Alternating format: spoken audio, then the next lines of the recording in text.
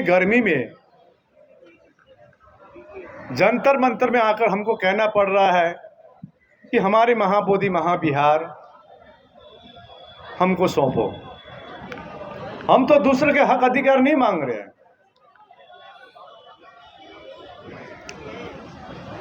दूसरों के हक अधिकार छीनना नहीं चाह रहे हैं। हम चाह रहे हैं कि जो बीटी एक्ट 1949 है, जो बौद्धों का ऊपर अन्यायपूर्ण कानून है, इसको निरस्त किया जाए। और वैसे भी संविधान में आर्टिकल 13 क्लियरली लिखता है उसमें कि कोई भी कानून 26 जनवरी 1950 के पूर्व कानून शून्य होती है। तभी भी ये कानून चली आ रही है। और बौद्धों की सबसे पवित्र तीर्थ स्थल होली प्लेस सिर्फ नहीं है, होलीएस्ट प्लेस है, होलीएस्ट प्लेस है। इसमें भी सिर्फ 4 ही बौद्ध है 9 मेंबर में। तो हमने सोचा नहीं, आखिरकार हम बौद्ध कभी भी हिंसा के बात नहीं करते हैं। हम रेल रोको आंदोलन इसमें विश्वास नहीं करते हैं। हम एक ही चीज में विश्वास करते हैं, वो है शांति में। और भारत को यदि का छवि शांति के दूत में यदि विदेशों में छवि है, तो ये एक ही धर्म के लिए है, वो है बुद्ध धर्म के लिए है। लेकिन हम अपनी मांग शांतिपूर्वक प्रकार से हम लोग मांग रहे हैं। तो आज कुछ लोग पूछ रहे थे, ये जंतर मंतर में धरने क्यों? आप तो बोध गया में कर रहे हैं। और बोध गया के प्रशासन बोलता, लामा जी आप दिल्ली में कीजिए।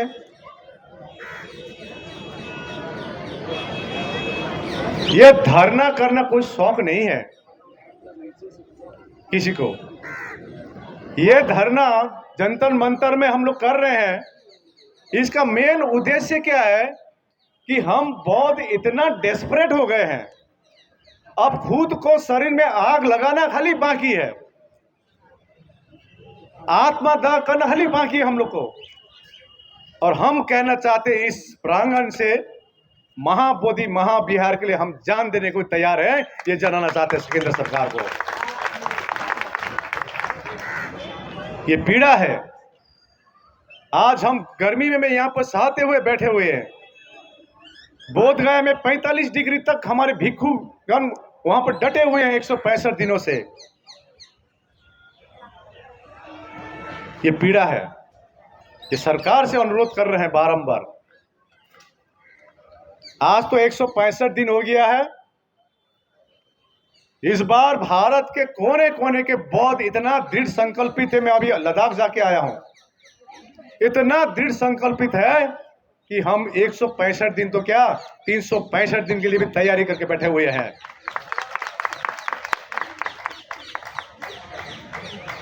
केंद्र सरकार को दिखा रहे तो राज्य सरकार को दिखाता है, राज्य सरकार को दिखाते तो केंद्र सरकार को दिखाता है।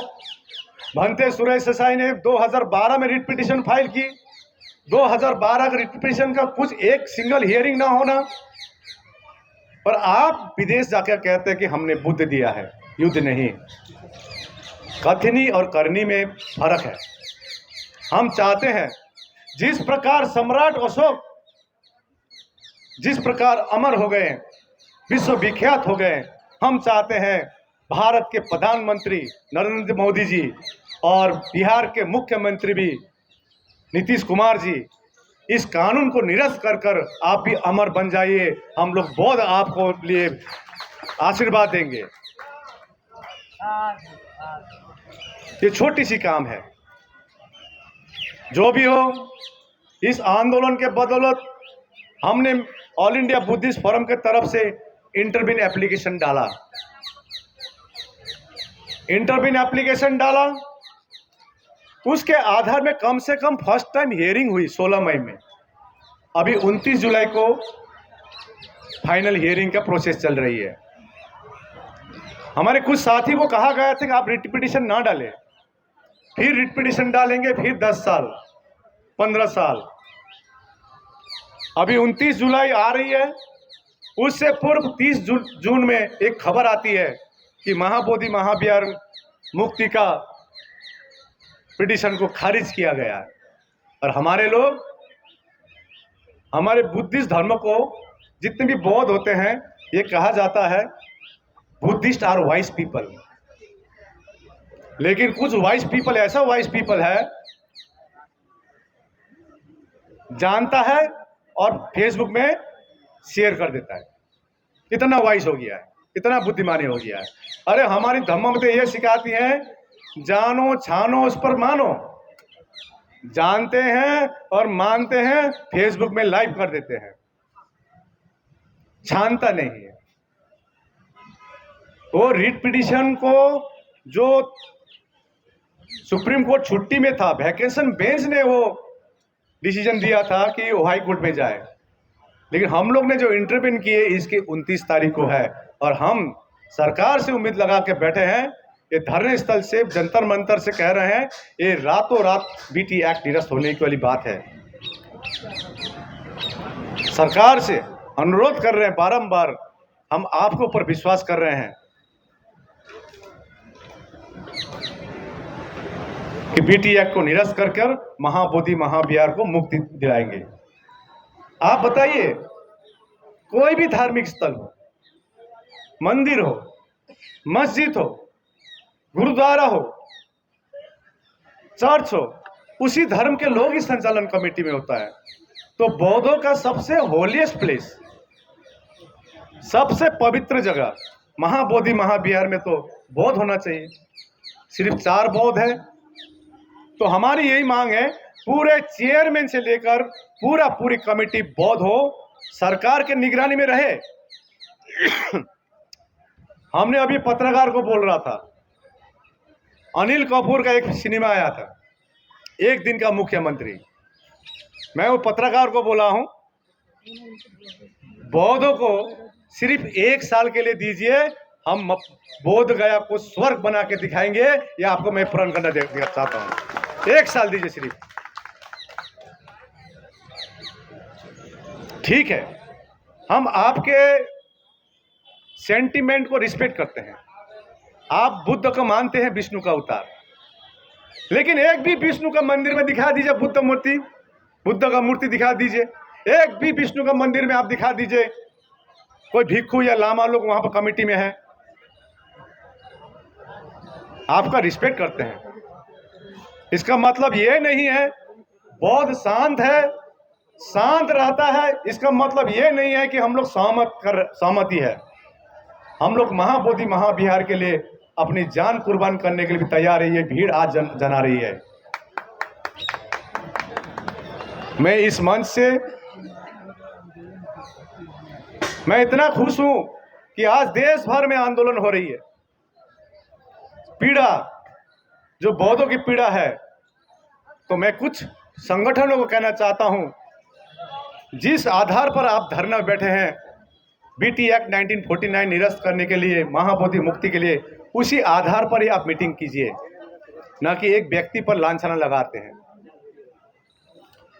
कल पत्रकार पूछ रहा था, इसका एक वीडियो जवाब, वीडियो विद प्रूफ 29 जुलाई के बाद मिलेगा। हमको ना एमपी बनना है, ना एमएलए बनना है, ना कोई पॉलिटिकल पार्टी बनानी है, ना हीरो बननी है। हमको तो एक ही पीड़ा थी कि महाबोधि में क्यों हमारे बौद्ध नहीं है पूर्ण रूप से, इतनी अतिक्रमण क्यों है। लेकिन हम लोग अब शांतिपूर्वक से ही, मैंने हमेशा कहा है, शांति ही क्रांति है। कल का मैं अभी एडवोकेट से पूछ रहा था, कल का परमिशन का क्या हुआ? बोले हो जाएगा, हमको रिटर्न चाहिए, हमको हीरो नहीं बनना है। तो बोले 6 बजे खबर आएगी। कल आपको मैं आश्वास कराना चाहता हूं, कल धरना कंटिन्यू है। यहां नहीं होगा, कहीं और होगा। यहां नहीं देंगे तो कहीं ना कहीं बैठेंगे हम लोग, और इसका ऐलान आपको 6 बजे बाद कर दिया जाएगा, कहां बैठेंगे।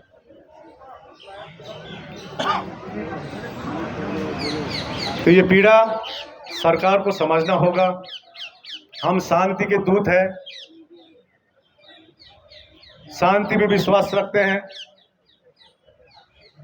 हम इस देश को ऐसा देश बनाना चाहते हैं जिसमें बुद्ध की दर्शन हो, कोई चोरी ना हो, कोई डकैती ना हो, कोई असमानता ना हो। पुलिसकर्मी का जमावड़ा, आज मैं लद्दाख गया था। देखिए, लद्दाख एक बुद्धिस्ट राज्य है। आप उतरते ही पता चलता है क्या है। मैंने तो वहां पर एक पुलिस भी नहीं देखा। लद्दाख में चोरी नहीं होती है, जेल में लोग नहीं है। हम तो भारत को, हम लोग बहुत उस भारत को कल्पना कर रहे हैं जब सम्राट अशोक के समय के भारत हम लोग कल्पना कर रहे हैं।